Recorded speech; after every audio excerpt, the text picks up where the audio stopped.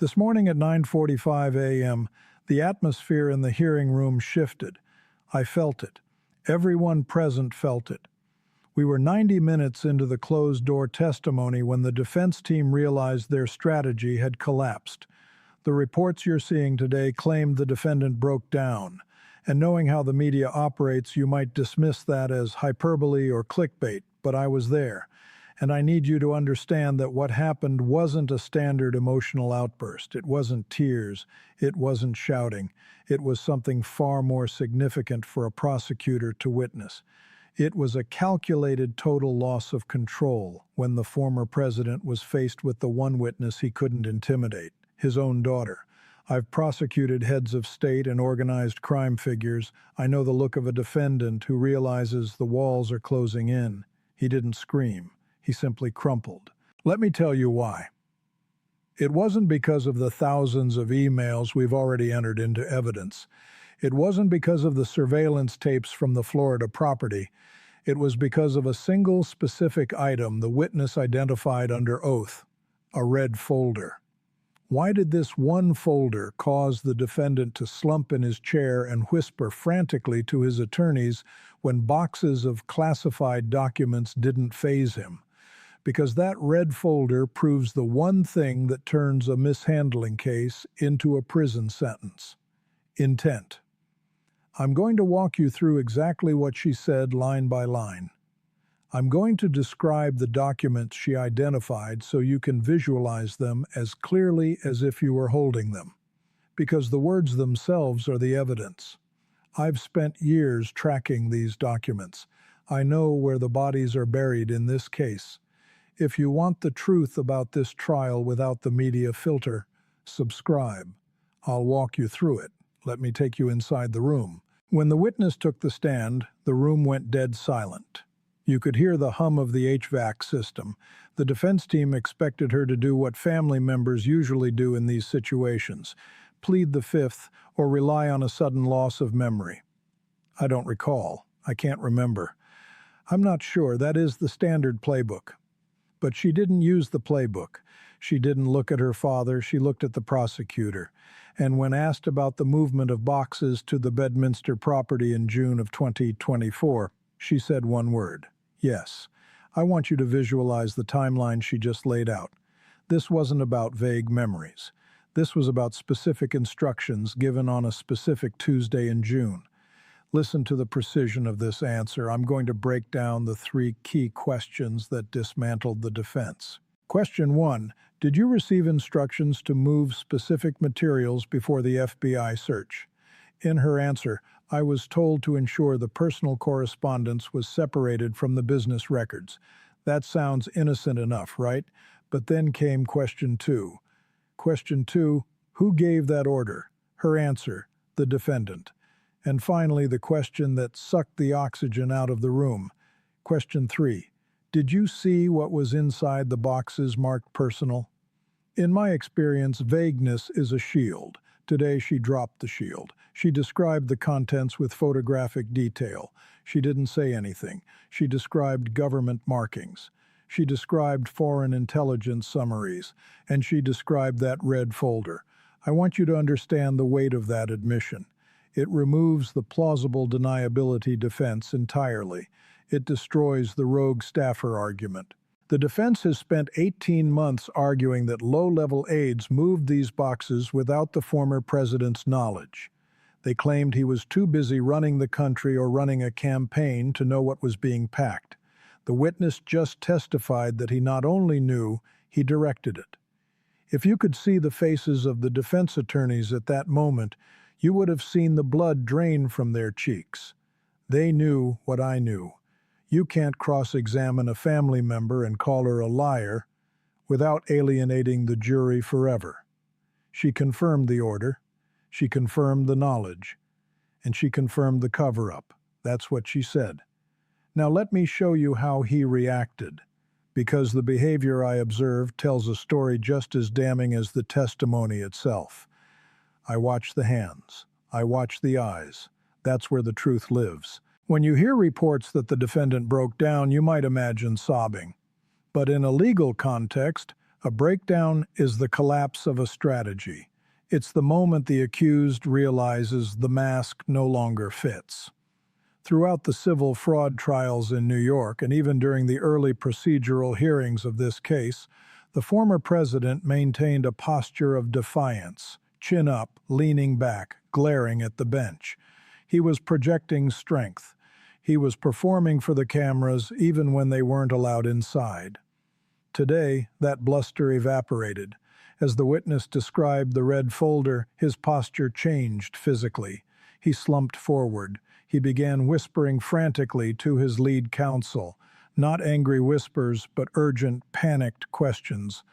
I've seen this reaction in cartel bosses and corporate fraudsters. It's the moment of realization. The color drained from his face, not because of sadness, but because of calculation. The math no longer worked. He realized that loyalty had a limit, and that limit was perjury. This wasn't the reaction of an innocent man confused by a lie. An innocent man gets angry when he's falsely accused. He shakes his head. He looks at the jury with disbelief.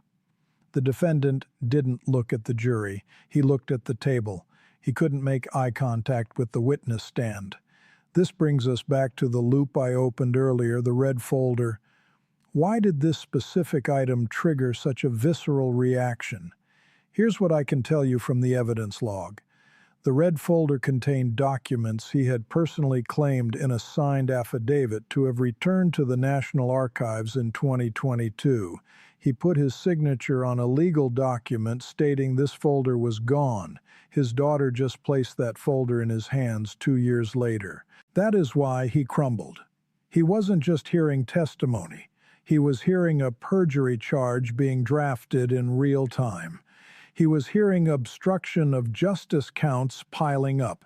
This is what happens when political spin meets legal reality. But there is another question here. Why now? Why did the witness choose to speak today after standing by the defense for so long? That's the pattern. Now, let's look at the specific evidence that caused the panic. History teaches us that the tightest circles are the first to break when the pressure becomes existential. I've studied the mob trials of the 80s. I've built cases against massive corporate fraud rings like Enron and WorldCom. The pattern is identical. In the Southern District of New York, we had a saying, "Blood may be thicker than water, but it's not thicker than a federal indictment." When the subpoena arrives, the family dinner table changes. Prosecutors use a strategy called the pressure cooker. We don't try to flip the strangers first. We apply pressure to those who have the most to lose. The witness isn't just a daughter. She is a business entity. She has assets. She has a reputation she's trying to rebuild. And she has her own legal exposure. If she lied on the stand to protect the defendant, she would be committing a felony. She would be risking prison time herself. This isn't betrayal. In the eyes of the law, this is self-preservation. We saw this with the Gambino crime family. We saw this in the insider trading scandals of the 90s. The patriarch relies on the silence of the children, assuming that familial bond is stronger than the penal code. It rarely is. When the witness walked into that hearing room, she made a calculation. She could protect the defendant and destroy herself, or she could tell the truth and survive. I want you to consider the psychology here. She knows the evidence we have. She knows we have the surveillance tapes. She knows we have the flight logs. If she denies seeing the boxes and we play a tape showing her standing next to them, she goes to jail. It's that simple. Her testimony wasn't an act of moral sudden awakening. It was a survival instinct. The defense knows this. That's why they didn't cross-examine her aggressively. You can't attack a witness for telling the truth when you know the prosecution has the receipts to back it up. They let her step down without laying a glove on her. That silence from the defense table was deafening. I want to hear from you in the comments. Based on what I've just described, do you think she's testifying to save the country or to save herself? I read every response. Now, let's go back to that red folder because self-preservation explains why she spoke. But the content of that folder explains why it's fatal for the defense. Let's dig deep into this evidence. I want to be precise about what the red folder actually represents. Some of you might be thinking, it's just paper. Does it really matter if it was in a red folder or cardboard box? Yes, it matters. In fact, it is the entire ballgame. In criminal law, proving the act is easy. We know he took the documents, that's the actus reus, the guilty act. But to get a conviction under the Espionage Act, we have to prove mens rea, the guilty mind. We have to prove he knew what he was doing was wrong and did it anyway. This folder is the smoking gun, not because of what's in it, but where it was found and what it contained. According to the witness's description, this folder didn't just contain standard-typed government briefings. It contained handwritten notes written by the former president himself in the margins of classified intelligence assessments. Why is that fatal? Because you cannot claim you grabbed a folder by accident if you wrote on it. You cannot claim you didn't know it was classified if your own handwriting is next to the top secret stamp. The witness testified that she saw him reviewing this specific folder at the New Jersey property, a location not authorized to hold these secrets. This proves he was actively using these stolen documents. He wasn't just storing them, he was utilizing them. I held similar evidence in my hands during the war crimes tribunals. When you find a commander's handwriting on an illegal order, the defense of ignorance vanishes. He claimed he didn't have it. She testified she saw him holding it. In 30 years of prosecuting, I've learned that it's always the cover-up that catches you. If he had simply returned the documents when asked, we might not be here. But he lied. He signed an affidavit saying this folder was returned. Let me define marriage for you in this context. It's the difference between a mistake and a crime. Taking a folder home is a mistake. Lying about it, hiding it, and then having a key family member testify that you were reading it after the subpoena deadline, that is a crime. The stakes couldn't be higher. So, where does this leave us? We are looking at a constitutional stress test unlike anything in our history. We are in the year 2026. We have a sitting president who is now directly implicated by his own family member in a high crime involving national security. The Constitution is not a suicide pact. It was designed to withstand pressure, but it was not designed for this. If this testimony stands, and the evidence suggests it will, we are in uncharted waters. The Department of Justice has a long-standing policy against indicting a sitting president, but that policy is a memo, not a law. It has never been tested against facts like these. I took an oath to defend this system. That oath doesn't expire, and what I see right now is a system blinking red. There are those who say it doesn't matter. He won the election. The people decided, but facts exist forever. The law does not bend simply because an election occurred. If a daughter cannot protect a president from the truth, neither can the office. Consider the precedent we are setting. If we allow a president to steal national defense information, lie about it, and suborn perjury to cover it up, we have effectively legalized espionage for the executive branch. This testimony is entered into the record. It cannot be tweeted away. It cannot be pardoned. It is now part of the historical fact of this administration. Here is the hypothetical scenario we must face. What happens if the special counsel moves to unseal the indictment based on this new testimony? We could see an impeachment inquiry triggered not by political opposition but by forensic evidence provided by the first family. I want you to understand the gravity of this. This isn't about politics. It's about whether the nuclear codes, our intelligence assets, and our military plans are secure. If the person holding them treats them like personal souvenirs and lies to the FBI about them, the danger is real. I've seen how fragile democracies can be. I've seen systems collapse when the powerful are allowed to operate outside the rules. We are closer to that edge than many people realize. But the fact that this testimony happened, the fact that a witness sat in that chair and told the truth despite the immense pressure to lie, gives me hope. It shows that the truth has a way of forcing itself into the room.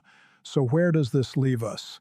It leaves us with a choice. Do we accept the evidence or do we look away? Today we saw the facade crack. Tomorrow we see what lies behind it. The wheels of justice grind slow, but they grind exceedingly fine. I know it feels like this process has taken forever. I know it feels like there are endless delays and appeals. But what happened in that hearing room this morning proves that the system is still working. The collapse of the defense strategy wasn't just about one man losing his composure. It was about the reality of the law finally piercing the bubble of power. Justice is not a sprint. It is a marathon, and we are nearing the finish line. No one is above the law. Not the defendant, not his family, not today, not ever. The system works when we bear witness. It works when we refuse to let the noise drown out the facts. I will continue to follow this case document by document, testimony by testimony, because you deserve to know what is happening in your country. The system works when we bear witness. Subscribe to stay in this room with me and tell me in the comments, does this testimony change your view of the verdict? I'm listening. The witness just exposed the documents, but that is nothing compared to the move his wife just made. The Supreme Court just rejected the final appeal, and she is looking for an exit strategy. I have the details in this video right here. Click.